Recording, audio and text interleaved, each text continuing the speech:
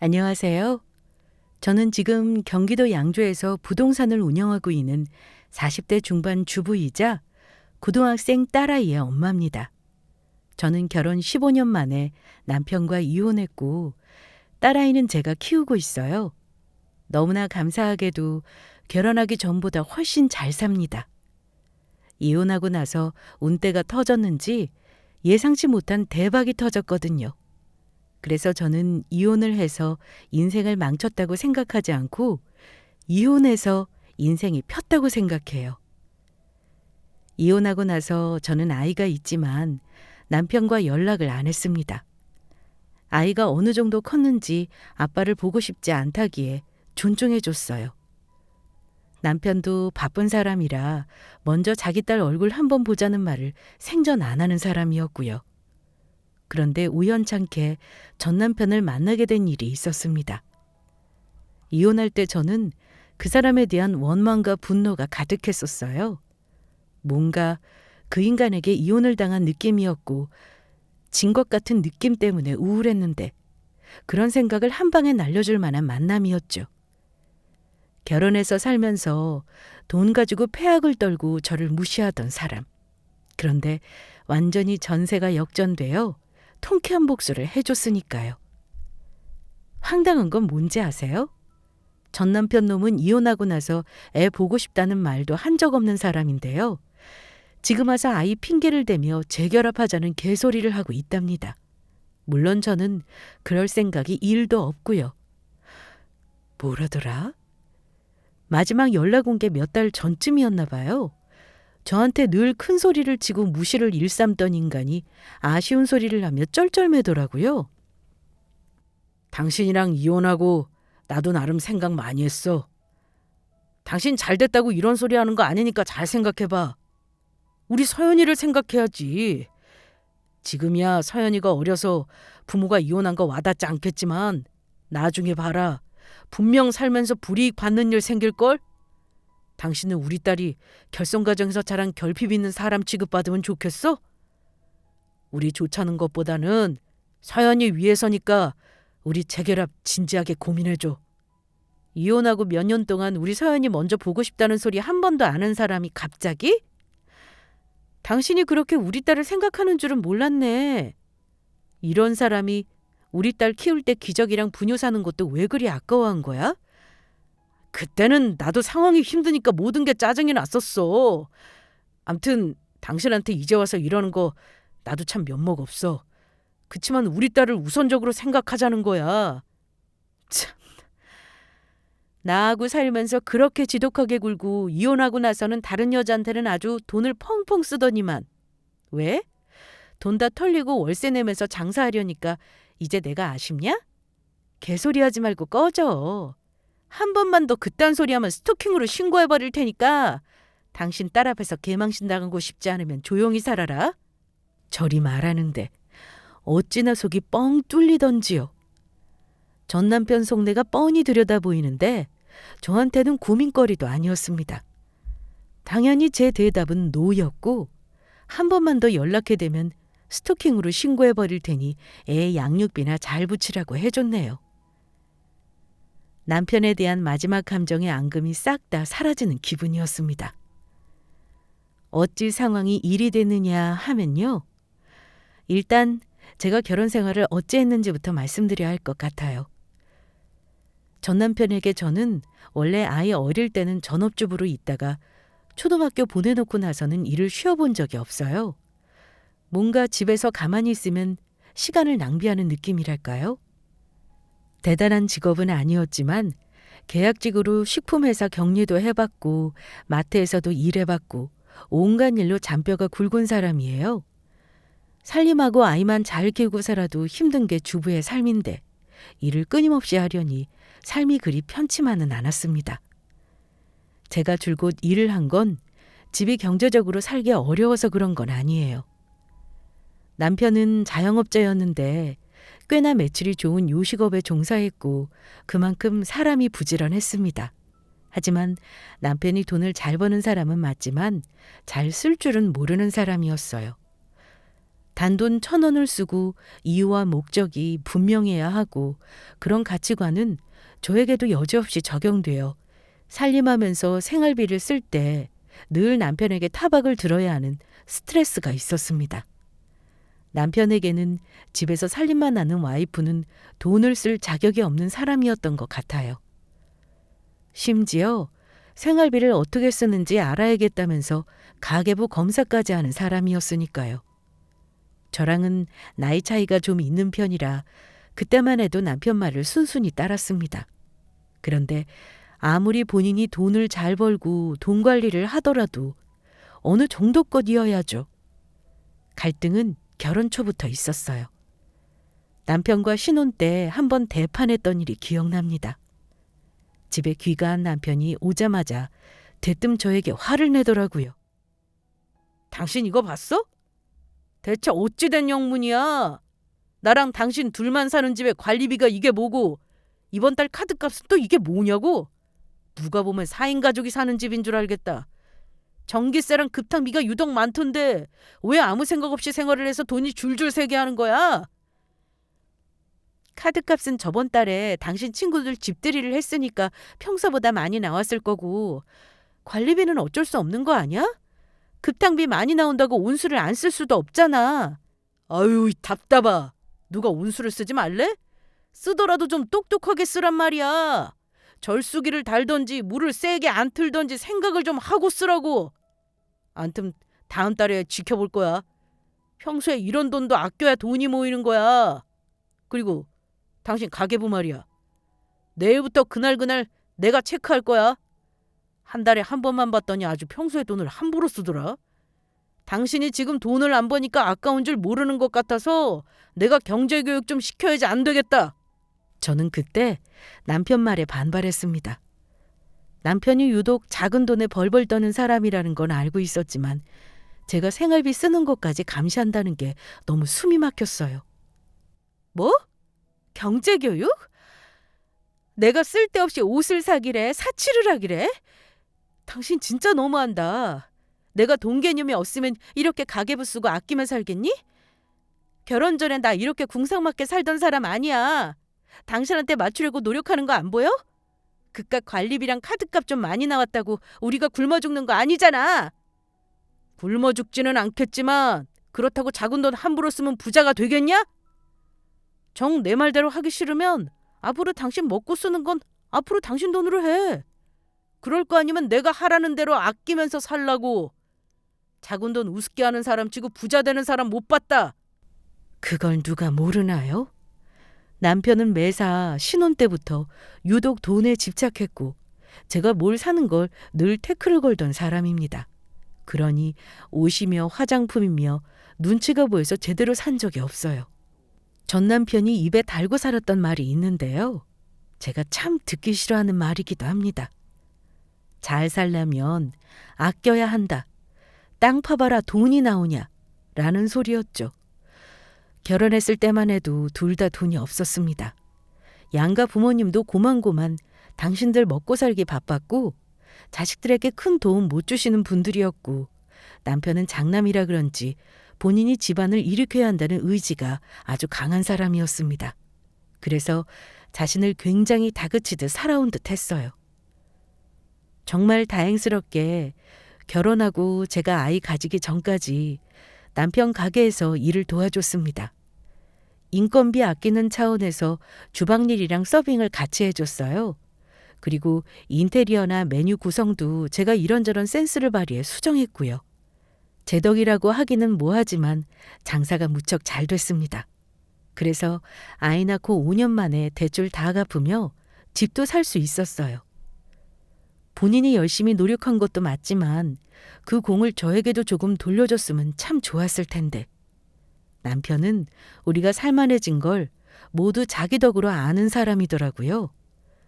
그나마 제가 아이 낳기 전 가게일 도울 때만큼은 남편이 구두쇠 같은 잔소리가 좀 덜했네요. 저 첫 아이 임신했을 때요. 말할 뭐 하겠습니까? 설마 아니 임신한 와이프 먹고 싶다는 거 안 사줬겠나 하시겠죠?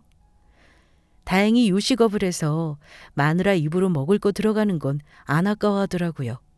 만약 그것까지 서럽게 했다면 애가 뱃속에 있을 때 이혼했을 겁니다. 그런데 문제는 남편이 또 엉뚱한 곳에서 돈을 아끼려고 하다가 터졌습니다. 바로 저의 출산 비용이었어요. 제가 38주 차에 양수가 터져 병원에 급하게 갔는데 초산이다 보니 자궁문이 잘 안 열려서 유도분만을 했어요. 애 낳는 거 안 아픈 사람 없죠? 얼마나 아픈지 아실 겁니다. 그런데 꼬박 하루 반나절을 진통했는데 아이가 내려오지를 않는 거예요. 남편이 저 진통할 때 옆에 있어주긴 했어요. 그런데 저 배 아파서 죽을 지경인데 이런 말을 하더라고요. 당신 자연분만해야 해. 무조건 자연분만. 알지? 자연분만해야 애한테도 좋고 당신도 회복이 빠를 거야. 조금만 힘내봐. 나도 그러고 싶은데 진짜 너무 아프다 여보. 먹은 게 없어서 힘도 못 주겠고 진통 올 때마다 죽을 것 같아. 남편이 꼭 자연분만을 해야 한다길래 저랑 아기 건강 생각해서 그런 줄만 알았는데요. 진통이 길어지고 자궁문이 안 열리자 의사가 수술을 권유하더라고요. 그런데 남편이 의사 앞에서 뭐라고 했는 줄 아세요? 일단 반나절 더 봐주시죠. 촉진제 좀 더 놔주시면 안 됩니까? 이제 와서 자연분만 안 하고 수술하긴 아까운데요. 수술하면 비용이 훨씬 많이 들지 않습니까? 병원 입장에서 돈 되는 게 수술이니까 권하시는 거죠? 저는 반나절만 더 와이프 놔두고 싶은데요. 환자 상태 고려하는 게 우선이지 돈 때문에 수술하는 의사로 보입니까? 지금 환자분이 너무 지치셨어요. 저러다 아이도 힘들어서 안 됩니다. 심장박동도 느려지고 아기한테 문제 생길 수 있어요. 남편은 의사에게 한 소리 듣고 나서야 수술 동의서에 사인을 했고 저는 아픈 와중에 남편의 그 모습을 보면서 때려 죽이고 싶은 생각을 그때 처음 했습니다. 서운한 정도가 아니었어요. 아이 낳고 나서 계속 수술비가 얼마고 병원에 며칠을 있어야 한다며 돈 얘기만 하길래 정말 목 놓아서 엉엉 울었었네요. 저는 남편에게 필요 없으니 가서 가게 일하라고 했습니다. 남편은 제가 우는 이유도 모르고 제가 가라고 하니까 진짜 가버리더라고요. 남편이 저런 놈이라는 걸 알고 왜 결혼해서 아이까지 낳았을까 하는 후회. 그날 얼마나 힘든지 모릅니다. 그때부터 은연중에 언젠가는 이 사람과 같이 못 살 순간이 올 수도 있겠다 하고 저 나름대로 준비를 했던 것 같아요. 남편은 제가 아이 낳고 기르면서 가게 일을 도와주지 못하게 되니 남편의 그 구두쇠 기질이 서서히 고개를 들면서 저와 갈등이 생겼습니다. 남편은 아이가 먹고 쓰고 입는 것에도 돈 아깝다고 폐악질을 했습니다. 심지어 일회용 기저귀 쓰는 것까지 아깝다고 할 때는 저도 폭발했어요. 가뜩이나 산후조리비 아깝다고 난리를 쳐서 친정엄마가 한 달 동안 오셔서 애쓰셨는데 아무래도 집에 있다 보니까 제가 자꾸 몸을 쓰게 되더라고요. 그래서 산후풍 때문에 고생을 좀 했습니다. 그때도 서러웠지만 기저귀 빨아 쓰라니까 애 낳고 나서 가뜩이나 힘들고 우울한데 남편 때문에 정신병 걸릴 지경이었습니다. 대체 기저귀는 왜 일회용을 쓰는 건데? 당신이 일하는 사람도 아니고 아끼려는 마음만 있으면 청기저귀 얼마든지 쓸 수 있는 거 아니야? 여보, 기저귀를 빨라니. 우리 서연이 하루에 기저귀가 몇 개나 나오는지 알고나 말해? 나 아직 몸 회복도 되지 않았구만 기저귀 빨다 손목 나가라고? 손목 나가기는 대충 묻은 것만 털어내고 헹궈서 세탁기 돌리면 되는데 손목 나갈 일이 뭐 있냐? 왜? 아예 기저귀 빠는 물도 아까우니 말려서 쓰라고 하지? 정 일회용 기저귀 쓰는 걸 보기 싫으면 당신이 빨아. 난 돈 아끼자고 그 짓은 못하겠다. 뭐? 못해? 좋아. 그럼 내가 해볼 테니까 당신 내일부터 일회용 기저귀 사지 마. 그래, 당신이 한번 해봐. 하루에 기저귀 몇 개 필요한지는 알지? 일단 내일 쓸 거 미리 오늘 20개는 빨아놔라. 예전 같으면 적당히 맞춰줬을 겁니다. 하지만 애 낳고 나니까 저도 강단이 생기고 남편이 저리 쫌스럽게 구는 거에 반발을 하기 시작했어요. 결국 본인이 뱉은 말이 있으니 첫날부터 열심히 기저귀를 빨긴 하더라고요. 저는 남편 말대로 착실하게 천 기저귀를 쓰면서 남편이 들어오는 시간이 되면 똥 묻은 기저귀를 잔뜩 쌓아놨습니다.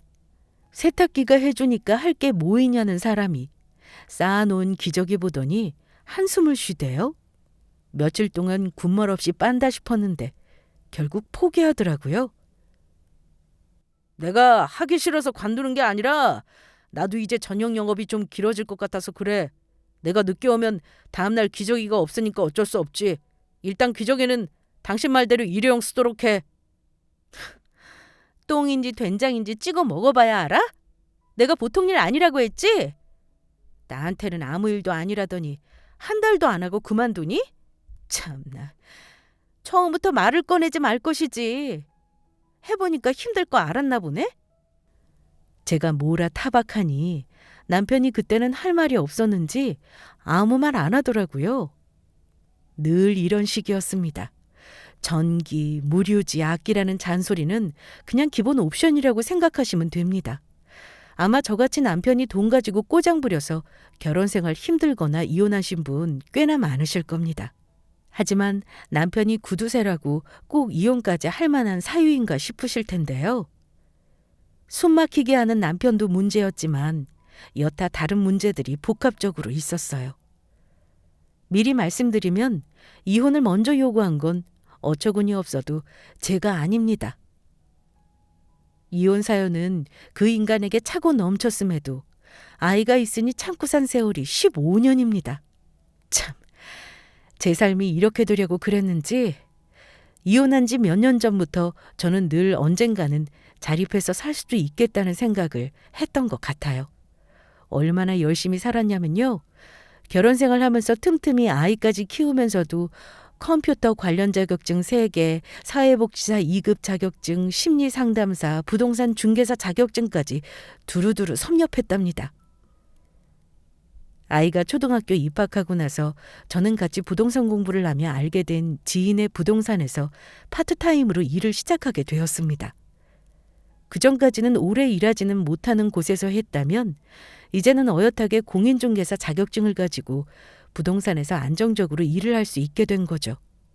그렇게 일하며 경험을 쌓다 보면 언젠가는 제가 부동산을 차릴 날도 오지 않겠나 하는 막연한 희망을 가지고 살았습니다. 그때는 아이도 어느 정도 크고 남편 가게도 자리 잡히고 살만해진 시기였어요. 저도 일을 계속하고 있었고요. 원래 남편은 제가 일을 한다고 했을 때 무시했었습니다. 그거 얼마나 번다고 일을 한다는 거야. 그럴 시간에 차라리 내 가게에 와서 카운터나 봐. 나도 인건비 좀 아끼게. 푼돈 벌어서 뭐 우리 살림에 큰 보탬이나 되냐?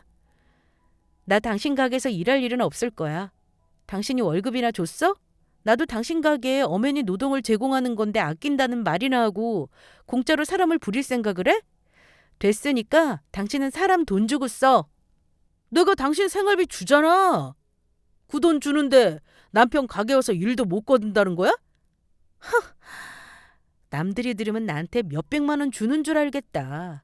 관리비고 뭐고 다 알아서 하라면서 꼴랑 200만 원 주는 게 다잖아. 그 돈으로 뭐 애 학원이나 제대로 보낼 수 있을 것 같아? 나도 당신한테 아쉬운 소리 하기 싫고 돈 어디다 썼냐는 소리 듣기 싫어서 일하는 거니까 생활비 1,000만 원씩 줄 생각 아니면 그딴 소리 하지 마. 저는 처음에 결혼했을 때 남편에게 약점 잡힌 것도 없는데 남편 말을 다 존중해주고 따르려고 했던 사람입니다. 하지만 그런 말이 있죠. 세월이 사람을 변하게 한다고요. 남편과 10여 년을 살면서 그 성질머리를 맞출 때도 있었지만 대들 때도 있었죠. 그러다 보니 저도 우악스럽게 변하게 되더라고요. 그렇게 된 건 남편이 저에게 경제적으로 투명하지 않았던 이유도 있었습니다. 저는 남편 가게 매출이 얼마가 나오는지 저는 결혼해서 10년이 넘도록 정확히 알지 못했습니다. 다만 큰 돈을 써야 할 때는 남편이 쓰긴 했어요. 집을 산다거나 차를 산다거나 할 때요. 물론 대출도 자기 이름으로 냈고요. 남편은 자기 정도 벌면 이 정도 차는 타야 한다면서 외제차를 타고 다니고 골프도 치고 다니고 자기 옷이랑 외모는 엄청 챙기곤 했는데요. 저한테 쓰는 돈은 매사 모든 게 아까웠나 봅니다. 백화점에서 그 흔한 옷 한 벌 얻어 입어본 기억이 없어요. 저도 일하는 사람이다 보니 외모가 깔끔해야 하는데 비싼 옷은 사 입어본 적이 없습니다. 전부 인터넷에서 적당한 가격 주고 산 옷이었고 그런 옷마저도 저는 늘 손을 벌벌 떨면서 사 입곤 했습니다. 물론 남편이 알면 잔소리는 늘 덤으로 따라왔었고요. 그래도 남편과 제가 늘 아끼며 살아서 집도 사고 차도 사고 이만큼 사는 거라 늘 감사한 마음을 가지려 했고 이만큼 살만해진 건 남편 공이 제일 크다고 생각했던 저였기에 엄마로서 아내로서 며느리로서 기본 도리는 늘 하려고 노력했습니다. 참 희한한군요. 남편이 저를 무시하고 하대하는 만큼 시가 식구들, 특히 시어머니는 저를 똑같이 하대하더라고요. 저는 그나마 시댁이 지방이라 시댁에 자주 가지는 않았지만 시어머니와 그리 사이도 좋지는 않았습니다. 남편은 제가 자기 엄마에게 싹싹하지 않고 무뚝뚝하다며 늘 못마땅해 했죠. 그런데 가는 게 있어야 오는 것도 있는 법. 시어머니도 저에게 말 한 번 곱게 건넨 적 없는 분이십니다. 제가 경상도 사람을 싸잡아 욕하는 건 아니지만요. 유독 시댁은 가부장적인 가풍이었습니다. 시어머니는 늘 본인 스스로 존중받지 못하는 존재라고 생각하신 분이었고 그 집 종을 자처하며 평생을 사셨더라고요. 그런 모습은 전부 자식들이 보고 자라니 어찌 되겠습니까? 딱 남자는 하늘, 여자는 땅이라는 사고방식을 가진 어른으로 자란 거죠. 어머니는 늘 저를 돈 잘 버는 남편 덕에 팔자 좋게 사는 여자라면서 남의 속도 모르는 말을 하셨습니다. 내 주위에 아무리 둘러봐도 너같이 팔자 좋은 여자는 없더라. 그러니까 항시 남편한테 고마워하고 내조를 잘해야 하는 거야. 여자가 나대면 안 된다 그 말이야. 어머니, 모르는 말씀 마세요. 팔자 좋은 여자면 맨날 돈 없어서 동동거리고 밖에서 힘들게 일하겠어요?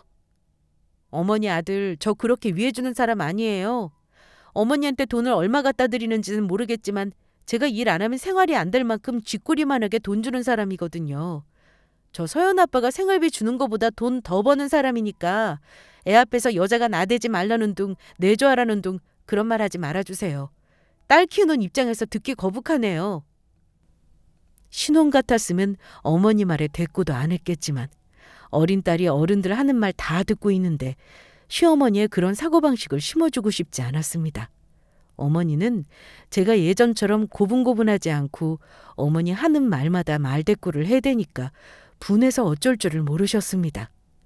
남편은 그런 제 태도가 싫었나 봐요. 명절 지내고 친정에 올라오는 차 안에서 아주 대판 싸웠던 기억이 나네요. 결국 우리 딸이 그만 싸우라고 엉엉 울음을 터뜨리고 나서야 싸움을 멈췄어요. 아이 앞에서 싸우지 말아야 하는 건데 늘 부모가 사이가 좋지 않아서 아이에게 그 점은 늘 미안한 마음을 갖고 있습니다. 어쨌든 세월 가면 부부가 서로 이해하고 포기하는 것도 생기며 서로를 좀 측은하게 보게 된다는데 우리 부부는 아이가 커가면서 어찌 점점 더 유대감이 없어졌고 심지어 각방 쓰는 건 당연한 일이 되어버리더군요. 아마 아이가 중학교 입학할 때까지는 그냥저냥 살았던 것 같아요. 남편과 사이가 좋지는 않았지만 아이 키우며 생활하는데 못 딱히 헤어질 만한 이유도 없었어요. 그쯤이었을 겁니다. 남편 놈이 저에게 이혼을 요구한 것이요. 비록 남편과 사이가 좋다고 할 수는 없지만 저는 아이 육아와 살림 그리고 가정생활에 최선을 다했다고 감히 자부합니다. 그런데 남편이 하는 말이 뭔 줄 아세요? 저랑 사는 게 재미가 없답니다. 우리 이혼하자. 나 당신이랑 사는 게 의미가 없다. 이렇게 사는 게 무슨 부부고 결혼 생활이야. 이런 허울만 있는 부부 생활 집어치우고 당신은 당신 갈 길 가. 나는 내 갈 길 갈 테니. 저는 난데없는 남편의 이혼 요구에 당황할 수밖에 없었는데요. 아무리 생각해도 남자가 아무 이유 없이 무미건조한 결혼 생활 때문에 이혼을 요구한다는 게 이해가 가지 않았습니다. 당신 지금 뭐라고 했어? 이혼? 사는 게 재미없어서 이혼하자니? 지금 나랑 장난하니? 대체 이유가 뭐야? 다른 데로 말해. 당신 혹시 나 말고 다른 여자 있니? 그래서 그래? 참나. 모는 앤 뭐만 보인다더니 내가 그럴 인간으로 보이냐? 당신도 나랑 살기 싫은 건 매한가지 아니야. 부부 사이 파격 나는 거 어느 한쪽 잘못일 수도 있지만 우리는 그게 아닌 것 같다. 너랑 나 둘 다 이 결혼 망친 데 똑같이 지분 있어. 남자를 밖으로 돌게 만든 건 당신이라고. 이혼 얘기를 처음 던지고 나서 제가 거부하자 남편은 얼마 후 집을 나가겠다며 선언했습니다. 저는 남편이 여자가 있는 게 분명하다는 의심이 들었는데요. 제가 이런 의심을 하자 아예 핸드폰을 뒤져보라며 던져주더라고요. 사실 남편 핸드폰은 제가 이미 뒤져본 상태였습니다. 그리고 남편이 타고 다니는 차 블랙박스도 전부 뒤져봤고요. 남편 가게에 일주일 동안 잠복하면서 혹시 여자가 있는지 캐봤지만 정말 신기하게 남편은 깨끗했습니다. 돈은 당신이 달라는 대로 줄 테니까 이혼해. 그동안 내가 생활비 안 준 거 다 이유가 있어. 재산도 당신 나눠줄 만큼 충분하니까 걱정하지 마. 내가 다 오픈할 수 있어. 나랑 그 정도로 살기 싫다는 거니? 당신은 우리 딸 생각은 전혀 안 하는구나. 정말 끝까지 이기적이다. 글쎄, 세상 한 번 사는데 나도 한번 내 맘 가는 대로 살아보고 싶다. 그동안 내가 열심히 가정에 봉사했잖아. 달라는 대로 다 준다잖아. 우리 쉽게 가자. 남편은 그 정도로 저와의 이혼에 진심이었습니다. 저도 나중에는 힘이 빠지더군요. 그래서 결국 서로 사랑하지 않는 현실을 받아들이고 이혼에 동의했습니다. 협의 이혼이다 보니 재산분할 협의도 사전에 했고요. 남편은 제가 무리다 싶게 요구하는데도 다 들어주더라고요. 먼저 이혼 요구한 사람이니 집도 달라고 했습니다. 그래서 집과 양육비, 위자료까지 다 챙기고 그 인간과 부부의 연을 끝냈어요. 여기서 끝냈다면 참 담백했을 텐데요. 저는 이혼하고 나서야 남편 놈의 연기에 완전히 속았다는 걸 알았습니다. 전 남편은 저랑 이혼하고 서류를 정리하자마자 바로 여자를 만나더라고요. 그 사실을 전 남편 가게 주변 지인에게 전해 듣고 얼마나 황당하던지요. 이혼 얘기를 할 때부터 그 여자와 썸을 타는 중이었거나 이미 깊은 관계였는지는 모르겠습니다. 하지만 본인이 유책 배우자가 되면 상황이 복잡해지리라는 걸 미리 알고 아주 철저하게 이혼을 준비했다는 건 확실했습니다. 저는 남편 놈의 주도 면밀함에 다시 한번 배신감을 느껴야만 했습니다. 그 인간 카톡 프로필 사진이 수시로 바뀌는데 참 가관이더군요. 저에게는 그렇게 돈을 아끼던 인간이 그 여자에게는 백화점에도 데려가고 여행도 가고 그 인간 프로필 염탐하길 몇 달째 저는 이를 악물고 결심했습니다. 내가 당한 이 수모는 나중에 반드시 갚아주겠다고요. 그 인간이 그렇게 좋아하고 집착했던 돈으로 확실히 눌러버리겠다고 말입니다. 저는 그 후 무조건 돈을 불리는 일에 집중했습니다. 남편이 부르는 대로 주겠다던 위자료와 제가 그동안 모은 돈으로 마침 살던 집 바로 인접 시군에 땅을 좀 사두었습니다. 다행히 아이와 지낼 집은 남편과 살던 집을 처분해 친정에 사는 30분 거리 옆 동네로 이사 갔는데 친정아빠가 땅 얘기를 하시더라고요. 암암리의 그 지역에 개발 계획 얘기가 오래전부터 있었는데 요즘 심상치가 않다고요. 부동산에 땅 보러 오는 사람들이 그렇게나 많다고 하는 겁니다. 그런데 저도 부동산에서 일을 하니 딱 보면 눈치가 있잖아요. 어쨌든 지금은 공시지가가 인접시군에 비해 3분의 1 수준이지만 묻어두면 분명 오를 것 같더라고요. 호재가 있으면 땅값이 오르는 게 당연한 이치이니까요. 그렇게 땅을 사두고 저는 없는 셈 치고 살았던 것 같아요. 신경 쓸 겨를도 없던 것이 이혼하고 나서 아이와 어떻게든 살아야 하니 일을 하느라 너무 바빴습니다. 남편이 주는 120만 원 남짓의 아이 양육비는 아이 학원비로 택도 없더라고요. 그렇게 어찌어찌 3년을 살아내니까 저는 참 많이 단단한 사람이 되어 있었습니다. 사실 그간에 저는 4년 전 이혼할 때 샀던 땅이 대박나서 돈을 좀 벌었습니다. 아빠가 말하던 호재가 터지면서 땅값이 아주 엄청 올랐던 거죠. 제가 평생 만져볼 수 있을까 상상만 했던 돈이 제 수중에 생기면서 제가 이혼 전 배웠던 모든 지식들, 특히 부동산에서 일하면서 얻은 경험을 총망라해 땅 판 돈으로 건물을 한 채 사게 되었습니다. 땅 판 돈을 다 털어서 샀고 담보대출까지 받긴 했지만 꼭 사야겠다는 생각이 든 건물이었어요. 제가 그 건물을 살 때 공실이 많기도 했고 주변 상가 인프라가 잘 갖춰지지 않은 상태였어요. 하지만 역세권 호재가 있는 곳이라 나중에 대박 날 거라는 게 눈에 들어오더라고요. 그야말로 이혼하고 나서야 저에게 전성기가 온 듯 했습니다.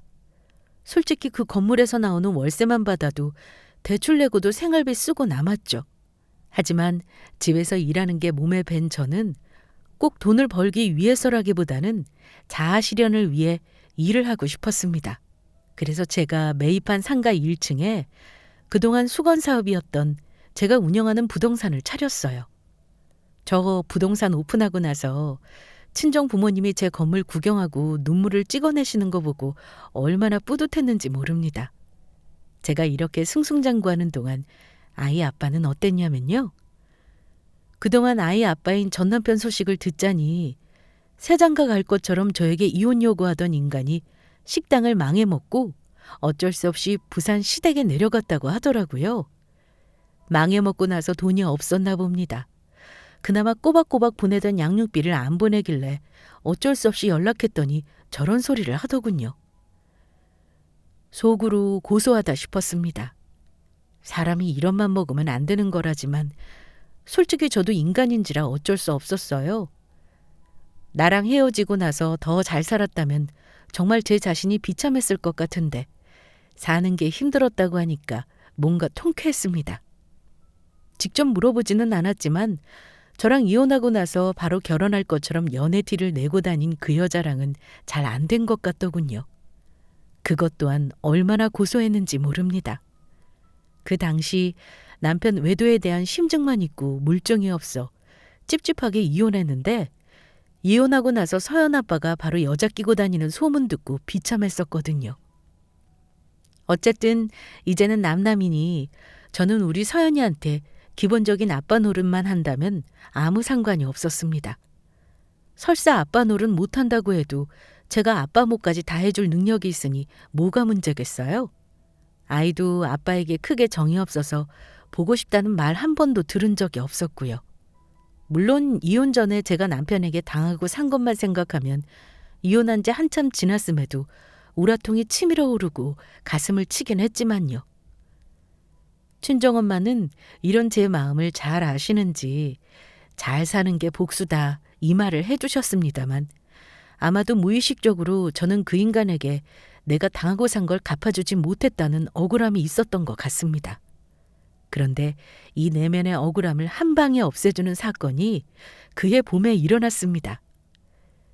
제 사무실에 앉아 있는데 아침부터 부동산 문을 열고 손님이 들어서더라고요. 무의식적으로 어서 오세요 하고 인사를 하며 손님을 보는데 순간 저와 가게로 들어선 손님 둘 다 멈칫하고 말았습니다. 몇 년간 얼굴을 못 봤지만 제가 15년 같이 산 사람 얼굴을 어찌 잊겠습니까? 바로 서연이 아빠, 전 남편이었어요. 얼마 전 양육비 때문에 통화를 해서 힘든 상황이라고 들었는데 부동산에는 웬일인가 싶었죠. 막상 그 인간을 마주하니 생각보다 담담하게 말이 나오더라고요. 남편도 이 부동산에 설마 이혼한 전처가 일하고 있는지 모르고 온 눈치였습니다. 당신이 여긴 웬일이야? 가게 정리하고 부산 본가에 내려갔다더니 올라왔나 보네? 내가 부동산에 왜 왔겠어? 가게 다시 해보려고 자리 좀 알아보러 왔어. 우리 부모님이 돈 좀 보태주신다길래. 당신이야말로 아직도 부동산 일하는 거야? 여기서 일하는 줄은 몰랐네. 그래? 잘 되는 식당 다 말아먹더니만 그래도 남은 힘이 있는가 봐. 근데 부모님이 돈 보태주신다고. 그럼 돈이 아예 없는 것도 아니면서 우리 딸 양육비는 왜 밀리니? 그러자 남편이 피식하고 기분 나쁜 웃음을 웃더니만 당신은 아직도 이 일하면서 힘들게 사냐? 너 설마 우리 딸한테 주는 양육비 아니면 생활이 힘들 정도인 거야? 이혼하고 내가 준 돈은 전부 어쨌길래 양육비 내놓으라고 사람을 닥달하냐? 내가 가게 재오픈하면 그때부터 줄 테니까 사람 재촉하지 마. 어쨌든 너야말로 나랑 이혼하고 고생이 많다. 여전히 구질하게 사는 것 같아서 마음이 안 좋다. 안 좋아. 남편이 저리 말하는데 한 대 때리고 싶은 걸 간신히 참고 물었습니다. 그래, 나 아직도 이 일하면서 산다. 당신은 그래서 여기 온 이유가 뭐야? 내가 중개하는 거 불편하면 다른 부동산으로 가지 그래? 나도 그러고 싶은데 하필 내가 받은 가게자리가 이 건물 2층이라서 말이야. 어쩔 수 없지. 나 이 건물 2층에 프랜차이즈 파스타집 차릴 거야. 2층 코너 공실 맞지? 거기 좀 보여달라고 건물 주인한테 좀 말 좀 해줘. 기왕이면 온 김에 봤으면 좋겠는데 말이야. 속으로 저는 쾌재를 불렀어요. 남편은 건물주를 만나고 싶어 했는데 건물주가 누구겠어요? 바로 저였습니다. 그래? 건물주한테 연락해보라는 거지? 마침 상가 주인이 당신이 아는 사람인데 어쩔까? 당신 오늘 꼭 보고 싶어? 무슨 엉뚱한 소리야. 상가 주인이 내가 아는 사람이라니. 내 지인 중에 이런 건물 가지고 있는 사람은 없다. 전 남편이 그러길래 저는 남편이 아까 저를 보고 피식 웃었던 것과 똑같이 웃어줬습니다. 글쎄, 당신이 아는 사람이라니까? 2층 보고 싶다고? 보여줄 테니 올라가자. 여기 당신 눈앞에 내가 바로 이 건물 주인이거든. 그러자 남편이 껄껄대며 어이없다는 듯 우는 겁니다. 뭐? 건물주? 당신 아무리 나한테 복수하고 싶어도 그렇지 그런 어처구니 없는 망상을 하냐? 건물주는 아무나 되는 줄 알아? 이게 얼만데 당신이 푼돈 벌어 샀다는 개소리를 해? 진짜 오늘 당신이 큰 웃음 준다. 그 인간이 당연히 제 말을 믿지 않더군요. 이혼 전 저를 무시하던 딱 그 모습이 나오더라고요. 저는 그 인간에게 대꾸하지 않고 서랍에서 건물 등기부등본을 꺼내 눈앞에 펼쳐줬습니다. 사람 우습게 보는 건 여전하네. 내 건물에서 내 부동산 운영하는 모습을 눈으로 보고도 못 믿겠니? 못 믿겠으면 직접 확인해. 이 건물이 누구 거인지. 뭐 당신이 준 위자료가 큰 힘이 되긴 했지. 어쨌든 당신하고 이혼하니까 내가 좋은 운이 들어오더라. 아마 당신이 내 앞길을 막고 있었나 봐. 전 남편은 한참 동안 등기부등본을 보더니만 얼굴이 사색이 되었습니다. 이 건물이 정말 당신 거라는 거야? 근저당이 2억 있지만 못해도 10억은 훨씬 넘는 건물 같은데 이걸 당신이 무슨 수로... 정말 이거 당신 거 맞아? 보고도 못 믿겠냐? 당신 없으니까 일이 술술 풀려서 나 이제 부자야. 당신 그렇게 아끼며 살더니 왜 지금 그 모양이니? 아참, 미안한데 나 2층 공실은 당신한테는 못 내주겠다. 이혼한 전 남편을 세입자로 들이기엔 내가 그렇게 쿨하지가 못하거든. 내가 상가 주인이니까 내 맘대로지 뭐. 다른 자리 알아봐. 당장 나가줄래? 아침부터 당신 봐서 기분 더럽거든? 그러자 전 남편은 어쩔 줄 몰라하며 입맛을 다시더니만 저기 서연 엄마 일단 진정하고 내가 말실수한 거 사과할게. 당신이 뭘 해서 돈을 번 건지는 몰라도 어쨌든 대단하네. 당신한테 이런 능력이 있을 줄은 진짜 몰랐다. 서연 엄마 2층 상가 자리 나한테 내줘. 내가 월세 절대 안 밀리고 낼게. 대신 월세를 좀 저렴하게 해줄 수 없을까? 당신이 불편할 거 하나 없어. 일하면서 당신하고 마주칠 일 없을 거야. 조금 전까지 저를 비웃던 인간이 저 건물주라는 걸 확인시켜 주자마자 아주 비굴한 태도를 보이더라고요. 저래서 사업을 하는구나 싶을 정도로 전 남편은 비굴하고 찌질했습니다. 마주칠 일 없어도 내가 싫어. 그리고 내가 왜 당신한테 월세를 싸게 놔? 내가 당신한테 무슨 은혜를 입은 게 있다고? 나 이혼하고 이 악물고 살아서 지금처럼 부자 된 거거든? 절대 쉽게 얻은 거 아니니까 내 덕 볼 생각하지 말고 당장 나가줘. 당신한테 죽었다 깨어나도 저 자리 월세 안 내줘. 그러자 전 남편은 몇 번 저에게 더 사정을 했습니다. 하지만 건물주가 싫다는데 별 수 있나요? 이 인간은 다른 손님이 올 때도 버티고 앉아있더니만 결국 점심때 제가 사무실을 잠그겠다고 하자 저에게 한 번 더 생각해보라며 불쌍한 척을 잔뜩 하고 돌아갔습니다. 그 인간이 저에게 머리를 조아리면서 부탁을 하는 모습을 보는데 너무 통쾌하더라고요. 물론 전 남편 부탁대로 가게 자리를 세줄 생각은 전혀 없었습니다. 제가 다른 사람에게 마음 편히 월세 주고 말지 그 인간 계속 보면서 스트레스 받을 이유는 없으니까요. 그날 저는 집에 와서 안 마시던 맥주를 시원하게 마시고 아주 편하게 두 다리 뻗고 잔 것 같아요. 그런데 다시는 안 오겠지 했던 그 인간이요. 얼마 후부터는 저에게 황당한 소리를 하며 찾아오기 시작했습니다. 툭 하면 부동산으로 찾아와서는 저에게 재결합하자는 개소리를 시전하기 시작하더군요. 내가 예전에 이혼하자고 한 거 정말 뼈저리게 후회해. 우리 다시 시작하면 안 될까? 내가 당신 재산 보고 이러는 거 아니야. 우리 딸 말이야. 우리 딸 생각하자. 내가 당신이랑 재결합하면 가게 하면서 건물이 더 잘 될걸? 당신 절대 손해보지 않게 해줄게. 그러려면 우리가 부부여야 시너지가 나는 거야. 시너지 같은 소리하고 있네. 정신 차려! 내가 건물주라니까 아깝고 미칠 것 같지? 나랑 합치면 당신 거 될 것 같으니까 일단 숙이고 보자 이거냐? 나 이제 당신이 예전에 알던 여자가 아니야. 딸 생각하면 나한테 재결합하자는 개소리 할 게 아니라 양육비나 잘 붙여. 그 뒤로도 계속되는 남편 방문에 저는 전 남편을 업무방해로 경찰에 신고도 했었고요. 나중에는 스토킹으로 신고를 해야 하나 진지하게 고민했습니다. 마지막으로 왔을 때 제가 스토킹으로 신고한다면서 112 누르는 거 보더니 주랭랑을 친 이후로는 몇 달이 지난 지금까지 일단 조용합니다. 그 뒤로 전 남편은 양육비를 찔끔거리며 보내고 있긴 합니다. 같이 살 때 그렇게 포악을 떨고 저를 무시하더니 아주 제대로 한 방 먹인 기분이었습니다. 만약 앞으로 한 번만 더 나타난다면 그때는 망설이지 않고 경찰에 신고부터 할 생각입니다. 전 남편과 저 결혼해서 살 때는 제가 이렇게 부자가 될 거란 거 상상도 못했겠죠? 그러니 인생사 세웅지마라는 말이 있는 건가 봅니다.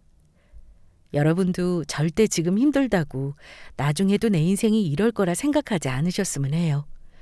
노력하는 사람은 절대 못 이긴다고 하죠? 내 인생을 위해 노력하는 사람에게는 어떤 식으로든 행복이 찾아온다는 거 명심하시길 바랍니다. 오늘 제 사연을 통해 이 말을 꼭 하고 싶었답니다. 지금은 건물에 공실이 하나도 없을 정도로 세입자들이 가득 찬 덕분에 돈 걱정 없이 월세를 받으면서 우리 딸과 좋은 추억 만들면서 살고 있습니다. 그리고 상가 살 때 진 빚도 열심히 갚고요. 지금은 그냥 너무나도 행복합니다.